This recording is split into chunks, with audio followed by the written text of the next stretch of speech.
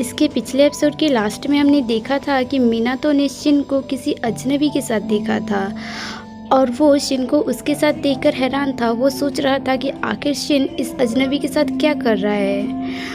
और इस एपिसोड में कहानी इसके बाद से शुरू होती है, जहां हम देखते हैं कि मिनातो शिन और उस अजनबी का पीछा करने लगता है ताकि वो पता कर सके कि आखिर शिन और उसके बीच में क्या रिलेशनशिप है। और पीछा करते करते मिनातो यूनिवर्सिटी तक पहुंच जाता है, जहां शिन और वो अजनबी यूनिवर्सिटी के अंदर जाते हैं। तो मिनातो सोचता है कि कहीं वो अजनबी शिन का दोस्त तो नहीं, कहीं कोई कॉलेज स्टूडेंट तो नहीं। तभी मिनातो सोचता है कि जो आदमी शिन के साथ चल रहा है वो तो उम्र में काफ़ी बड़ा लग रहा है, वो शिन का दोस्त तो नहीं हो सकता। तभी उस दौरान वहाँ का सिक्योरिटी गार्ड आ जाता है और वो मिनातो से कहता है कि तुम कौन हो और यहाँ पर क्या कर रहे हो, क्या तुम चुपके से यूनिवर्सिटी के अंदर घुसने की कोशिश कर रहे थे।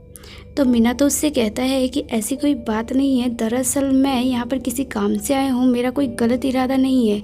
तभी उस दौरान वहाँ पर शिन भी आ जाता है और शिन मिनातो से पूछता है कि तुम यहाँ पर क्या कर रहे हो।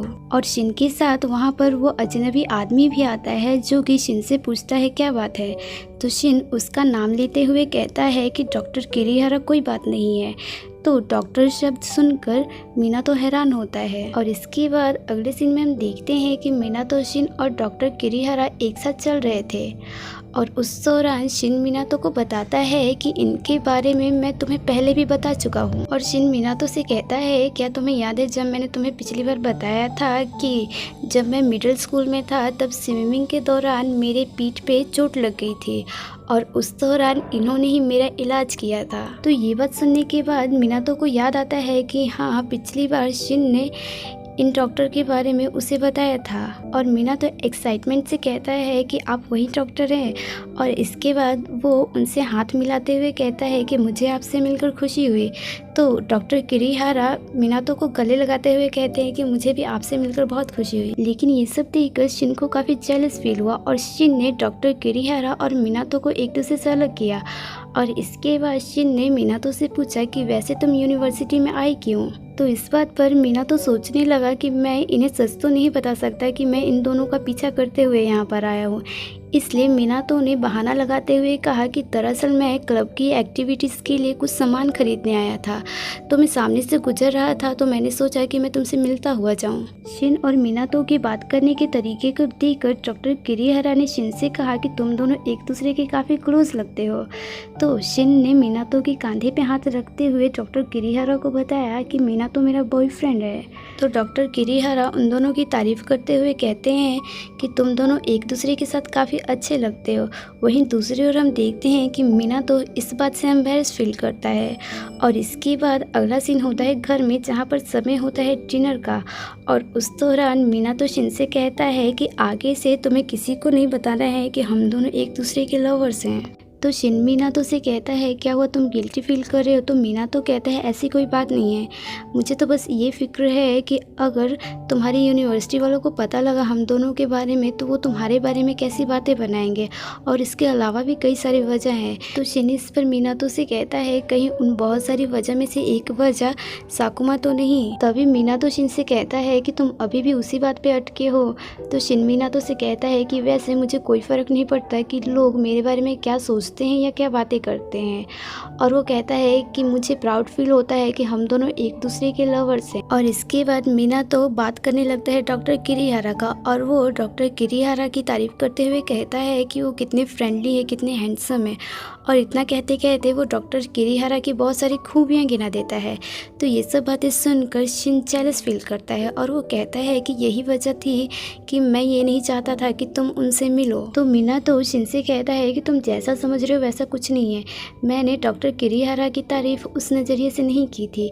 तभी शिन मिनातो से कहता है तो फिर तुम मेरे बारे में क्या सोचते हो, तुम मेरे बारे में कुछ ऐसी 10 चीज़ें बताओ जो तुम्हें पसंद हो।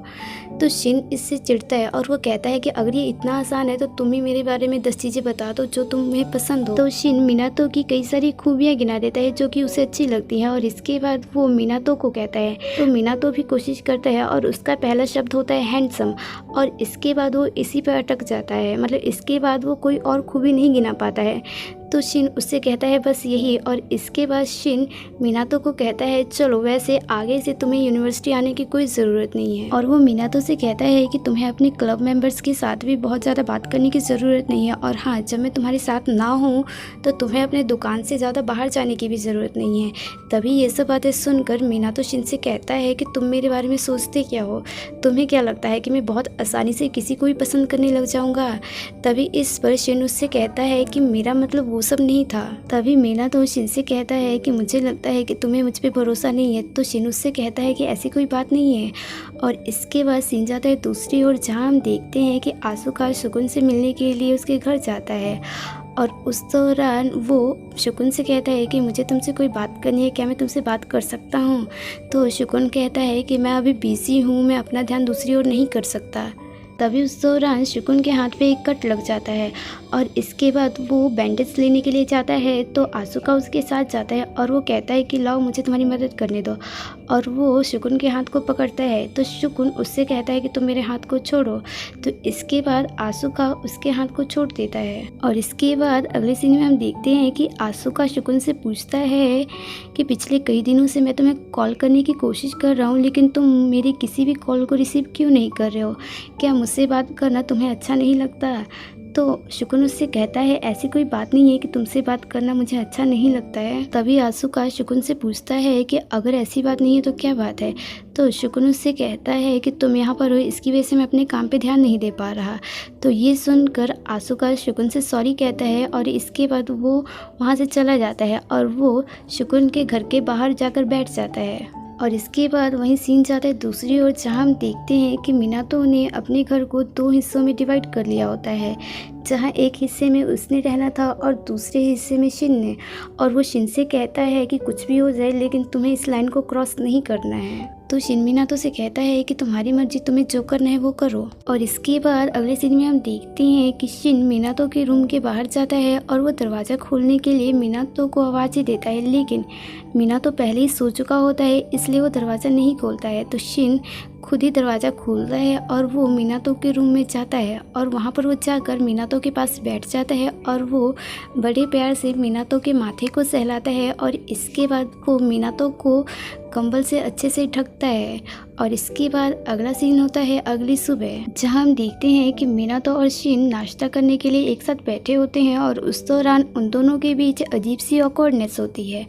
और उस अजीबपने को ख़त्म करने के लिए मिनातो शिन से बात करने की कोशिश करता है, और वो शिन को कहता है कि कल रात तुमने पंखा चलते हुए छोड़ दिया था। तो इस पर शिन उससे कहता है कि आगे से मैं इसका ध्यान रखूँगा।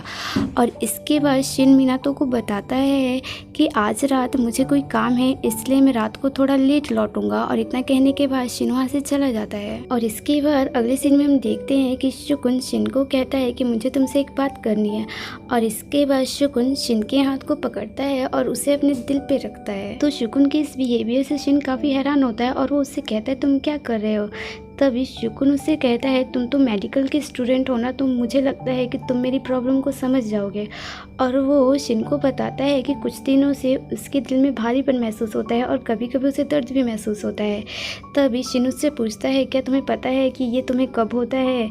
तो शुकुन उससे कहता है कि मुझे डेफिनेटली तो नहीं पता, लेकिन जब भी मैं आसुका के बारे में सोचता हूँ तब मुझे ऐसा महसूस होता है। तभी शिन उससे कहता है कि इसमें हैरान होने की कोई बात नहीं, ऐसा होता है, ऐसा मेरे साथ भी होता है। जब मैं मिनातो को देखता हूँ या फिर उसके बारे में सोचता हूँ तो मुझे भी ऐसा ही फील होता है, क्योंकि मैं मिनातो सान से प्यार करता हूँ। और वो कहता है कि तुम्हारे मैटर में भी यही अप्लाई होता है, शायद तुम भी आसुका को पसंद करते हो। और वो कहता है कि मैं पक्का श्योर हूँ कि आसुका भी तुम्हें पसंद करता है। और इसके बाद अगले सीन में हम देखते हैं कि मिनातो रात के डिनर के लिए काफ़ी सारी सामग्री खरीद कर लाता है, क्योंकि उसने सोचा था कि वो शिन के लिए काफ़ी डिलीशियस सा खाना बनाएगा और इसके बाद वो शिन से माफ़ी मांगेगा। और उस दौरान जब वो आ रहा होता है तभी उसकी नज़र पड़ती है, जहाँ वो देखता है कि शिन डॉक्टर किरिहारा से बात कर रहा होता है, जहाँ वो डॉक्टर किरिहारा को कह रहा था सॉरी आपको इतनी रात को कॉल करने के लिए, दरअसल मुझे आपसे किसी सलाह की ज़रूरत थी।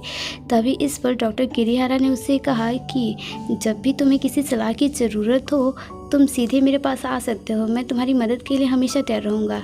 तो शिन ने उनसे कहा कि जब भी मेरे को सलाह की ज़रूरत होती है तो मेरे दिमाग में सबसे पहले आप ही आते हैं। और इसके बाद हम देखते हैं कि डॉक्टर किरिहारा वहाँ से जाने से पहले शिन को गले लगाते हैं और इन सब चीज़ों को मीना तो देख रहा था और वो इन सब चीज़ों को देखकर काफ़ी अपसेट फील करता है और वो कहता है कि मुझे तो पहले इसके बारे में इसने कभी नहीं बताया।